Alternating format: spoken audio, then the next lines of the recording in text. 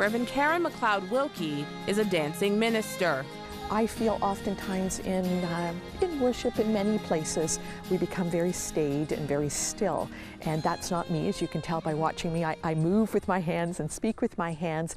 By day, she leads South Shore United Church in Prince Edward Island. By night, she teaches traditional Highland dance and bagpipes at the College of Piping. I am who I am wherever I am. So if I am teaching dance, I'm still bringing that sense of spirit and care. Telling the story of who we are as a people through that dance is also telling God's story, because God is experienced through us in our particular histories. And while Highland dancing and bagpipes aren't common fare in most parts of Canada, in Prince Edward Island, Celtic traditions are part of everyday life, she says, making the journey across the ocean with some of the island's earliest settlers. Many of the Scots came over, settled in Cape Breton and also here on Prince Edward Island and other areas of Nova Scotia as well. But those significant populations brought with them all of their traditions. And part of keeping their culture alive was continuing to tell their stories and to express their feelings and their sense of themselves as a people through song and through their music. Throughout the island, the faithful are finding unique ways to take Celtic culture to church. Reverend Andrew Richardson of Trinity United Church is one of them. We have a monthly service in the evening where we kind of experiment and try different kinds of things that we wouldn't normally do on a Sunday morning. Smaller crowds normally, but more intimate and a good chance to try some new things. We were trying to figure out if we could tap into something that might be in people's heritage already, but do it in a different way. And that's why his Summerside PEI church hosted a Celtic worship night. My organist and music director had some experience in Celtic music herself, and so we thought we'd put the two things together and try a Celtic worship service. During that worship service, music director Christine Gallant's instrument of choice was the Celtic harp.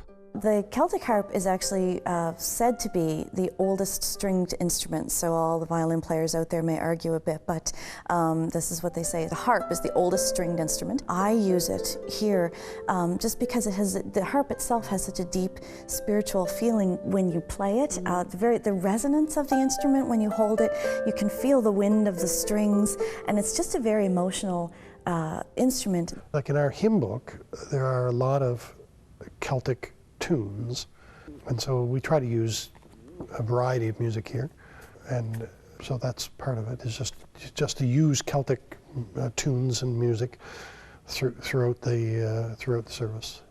For Reverend Karen McLeod-Wilkie, non-traditional styles of worship should have a place in church. Fortunately here, this community has always been very encouraging of people of all ages to bring their talents here, to offer them within the church. To me, the church is not just a place where we bring our minds and think theological thoughts, but we bring our entire selves to make an offering unto God of who we are. And so one of the ways we can offer our praise is through the gifts of our bodies, our hands through music, or the gift of our voice. And in PEI, that often happens at a social gathering many non-islanders, including myself, have trouble pronouncing. What is the correct way to pronounce word? it? Yeah. Yeah, that word. It's Ceilidh. Okay. Yes, and Ceilidh actually translates as exchange of songs.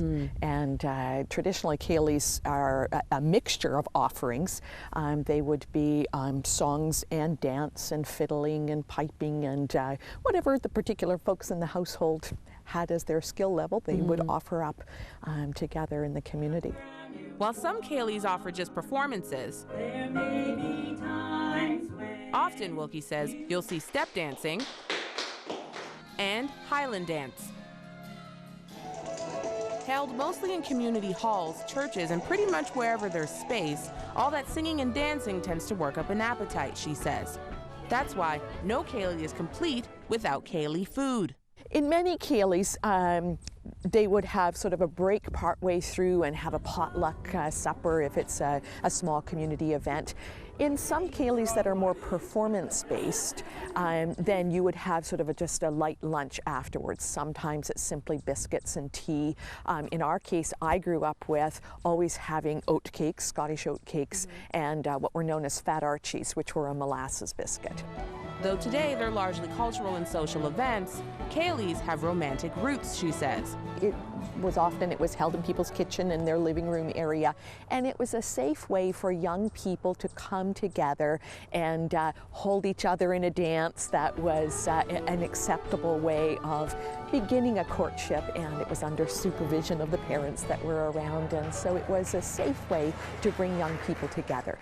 I think there's still that aspect. Whether you bring your own partner or go to find one, if you're on the island, you may want to step out and experience it for yourself. As people come to a ceilidh, I think it's important just to be open to the experience. Some ceilidhs are very interactive and will invite you to sing along to the music. Other times it may be they'll get you up and say, come on now, I'll teach you a dance here, and you can join in some of the dancing. And so it can be very interactive. You're never forced to do anything you don't want to do, but certainly it's an invitation to spread your wings a little and try something a little different. In Prince Edward Island, Bridget Entry, 100 Huntley Street.